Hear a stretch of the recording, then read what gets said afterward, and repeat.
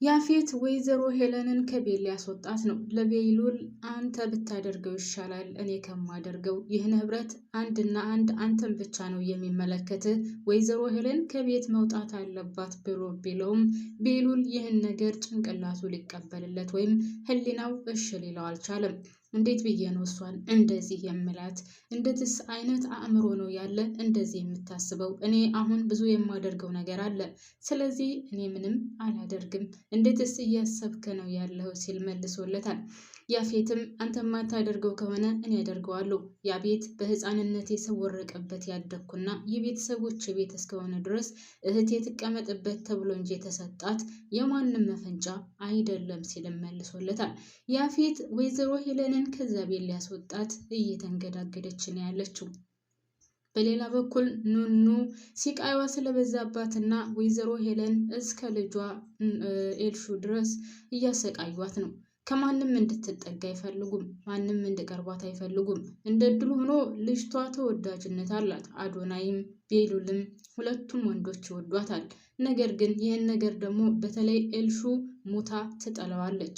ስለዚህ ኤልሹን ብትሆን ኑኑ ከዛ ቤት እንድትጠፋና ከወንድሟና ከአዶናይ እንድትርቅ የማታደርገው ነገር የለም።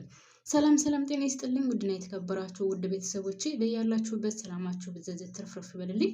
ወደ ቻናሌ ስለመጣችሁ ከልብ አመሰግናለሁ። ለቻናሉ አዲስ ከሆናችሁ ላይክ እና ሰብስክራይብ እንድታደርጉልኝ የኔ እንቁዎች፣ የኔ ማሮች፣ የኔ ፍቅሮች ፕሊዝ ላይክ ማድረጋችሁን አትርሱ። ስወዳችሁ እስኪ 10 ሺህ እንድታስገቡኝ እፈልጋለሁ ፕሊዝ ቤተሰብ።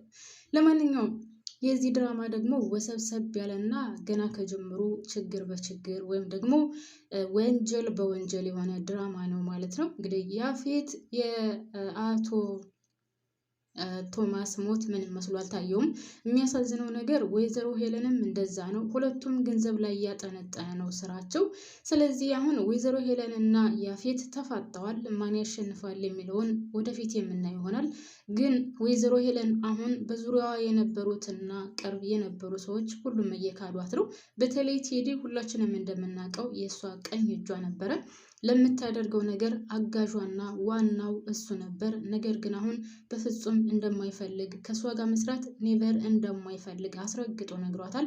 ሌላውን ትታችሁት እንግዲህ ከመሲ ጋር መሆን ነው የፈለገው። መሲን ለምኗታል። እኔና አንቺ አንድ ላይ ሆነን ሄለንን መበቀል አለብን ብሏታል። ነገር ግን መሲ ደግሞ ይህንን ነገር ልታምን አልቻለችም። አለማመንም ደግሞ መብቷ ነው። ምክንያቱም ሁለቱ አንድ ላይ ሲሰሩ የነበሩ ናቸው። ስለዚህ እንዴት አባቷ ብላ ታምነዋለች? በጣም ከባድ ነው። ሌላው እንግዲህ ኑኑ ለመጥፋት ወይም ደግሞ ከዛ አካባቢ ለመሄድ ፈልጋ ከቤት ወጥታ ነበር። ግን መንገድ ላይ ቤሉል አግኝቷታል። መንገድ ላይ አግኝቶ በፍጹም የታባሽ ልትሄጅ ነው? የት ልትሄጅ ነው? ምን ሆነሽ ነው? ነይ እኔና አንቺ ማውራት አለብን ብሎ የሆነ ቦታ ይዟት ሄዱ። እንግዲህ እዛ አረጋግቷት ወደ ቤት መልሷታል። የሚያሳዝነው ነገር እንግዲህ ሁለቱ አንድ ላይ እንደነበሩ መሲ ስትፈልጋቸው አግኝታቸው ስለነበረ ቤት ውስጥ ተናግራለች። ስለዚህ ኤልሹን ብትሆን ወይዘሮ ሄለን ቀውሰዋል። ይህን ነገር አይፈልጉም። በጣም አብደዋል። በተለይ ኤልሹም እንግዲህ ከወንድሟ በፍጹም እንድትርቅላት ትፈልጋለች። በጣም ቀናተኛ ናት ኤልሹ። ከእናቷ የባሰች እስስት ደግሞ የሚያሳዝነው ነገር አይወዷትም። ወንድሟም ቢሆን የሚገርመው ነገር ከእህቱ አስበልጦ እሷን ይወዳታል፣ ይንከባከባታልም። ይሄ ደግሞ በጣም ያስቀናታል፣ ያንገበግባታል። ከእናቷ የባሰች አረመኔና ከይሲ ናት። ለኑኑ ያላት ጥላቻ በጣም የሚያሳዝን ነው። የምትናገራቸው ቃላቶችና የምትወረውራቸው ቃላቶች ልብን ብቻ ሳይሆን አጥንትን ይሰብራሉ። እናም አሁን ኤልሹ እንግዲህ ይህን መሰሪነቷን ተጠቅማ የሚያሳዝን ነገር እያደረገች ነው። ከእናቷ ፖርሳ ውስጥ ውድ እየተባለ እንግዲህ ይመስለኛል ወርቅ ሳይሆን አይቀርም ከእናቷ ፖርሳ ውስጥ አውጥታ ከኑኑ የልብስ ማስቀመጫ ሻንጣ ውስጥ አድርገዋለች ማለት ነው። እንግዲህ ያንን ነገር ደግሞ ጠፋ ብላ ወይዘሮ ሄለን ስታብድ የት ይገኛል? ከኑኑ ሻንጣ ውስጥ ይገኛል ማለት ነው። ኑኑን ምን ያክል እንደሚጠሏትና ምን ያክል እንደሚያመሰቃቅሏት ሁላችንም የምናየው ነው። ያ ነገር እዛ ተገኘ ማለት ደግሞ ለኑኑ በጣም መልካም ዜና አይደለም። እንደማታደርገው ያው ሁላችንም እናውቃለን። ነገር ግን ኤልሹ ከእናቷ የባሰች እስስት ናት። ከእናቷ የባሰች አረመኔ እና ክፉ ናት ማለት ነው። ስለዚህ ውድ ቤተሰቦች አሁን እያደረገች ያለችው ነገር በዚህ ነገር የምታበቃም አይመስለኝም። እሷን ከዛ ቤት ለማስወጣት እና ኑኑ ከዛ ቤት ውልቅ ብላ እንድትሄድላት እያደረገች ያለችው ነገር ነው። ሌላው ወይዘሮ ሄለን እንግዲህ ያፌት አስፈራርቷታል። ያፌት ከዚህ ቤት የምትወጭበት ጊዜ እየደረሰ ነው። የፈለገ ነገር ብታደርግም የቤት የቤተሰቦች ቤት ነው፣ ድርሻ አለኝ።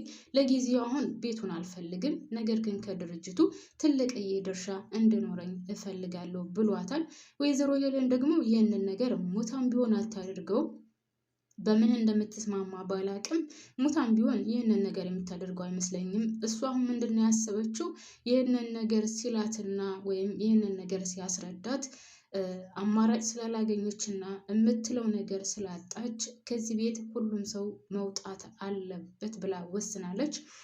ከሚገባው በላይ ያናደዳት ደግሞ ምንድነው ካላችሁኝ እንግዲህ ያፌት መሲን እጇን ይዞ ግዴታ እንድታናገረኝ ይፈልጋለሁ። ለአቶ ቶማስ የላክሽውን ቴክስት እኔ በሁሉንም አይቼዋለሁ፣ አንብቤዋለሁ። ስለዚህ ብዙ የምታውቂው ነገር አለ፣ ካልነገርሽኝ ችግር ይፈጠራል ብሎ እጇን እንቅ አድርጎ ይዞ በግድ እንድታወራ አድርጓታል። ያው ሁሉንም ነገር አልነገረችውም፣ እሷን ፈርታ ስለነበር። ሁለቱ አብረው ቁጭ ብለው ሲያወሩ ደግሞ ወይዘሮ ሄለን ከውጭ ትመጣለች። የዛ ጊዜ በስማም ከባድ ነው። ብቻ ህይወት እንደዚህ ናት ሆነን ለመናገር እና ከቅምጧ ነበር ብድግ ያለችው።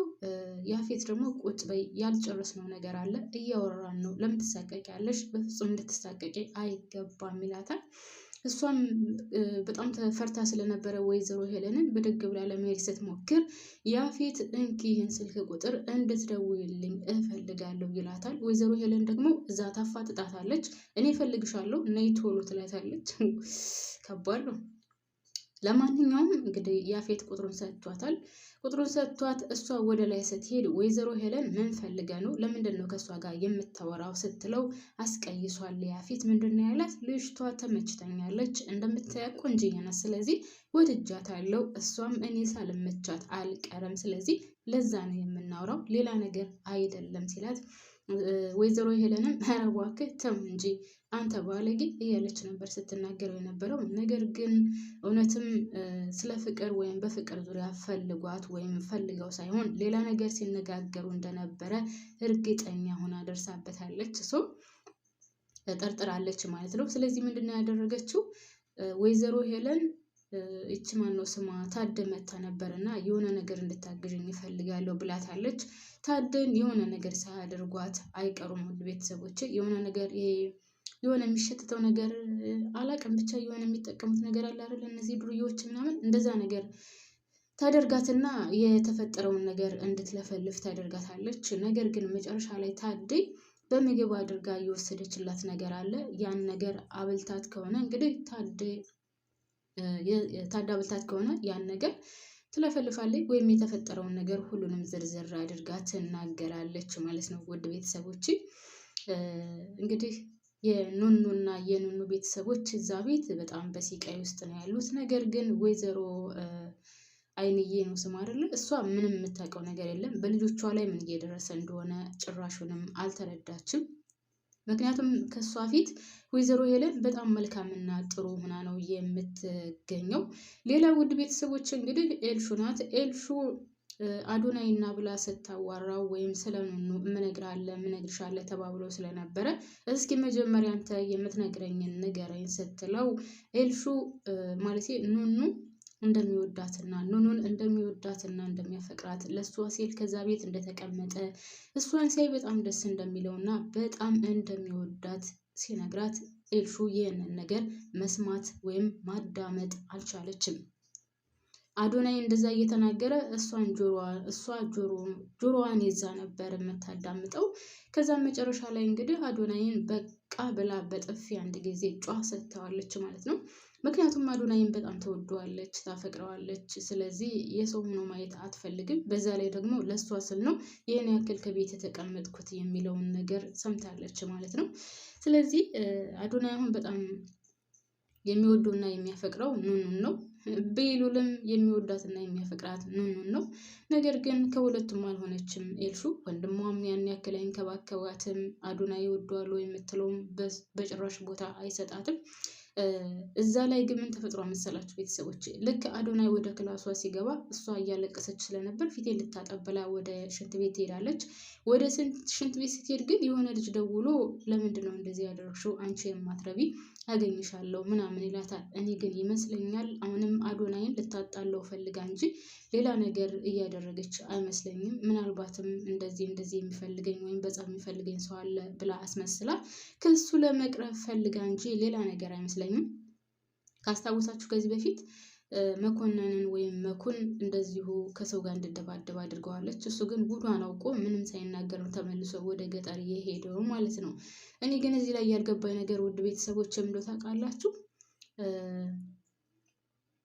መኩ የእህቱን ህመምና የእህቱን ሲቃይ የእህቱን ለቅሶ ሳያይ እንዴት ሄደ አላውቅም። አላያትም እኮ አንድ ቤት ሆነው እንደዛ እያለቀሰችና እንደዛ እያነባች ወይም ራሷን እስከ መቁረጥ ደረጃ ደርሳ አላያትም ስትሄድ ማለት ነው። እና ይህ ነገር ሊገባኝ አልቻለም። ለማንኛውም ውድ ቤተሰቦቼ እኔ እዚህ ላይ አበቃለሁ።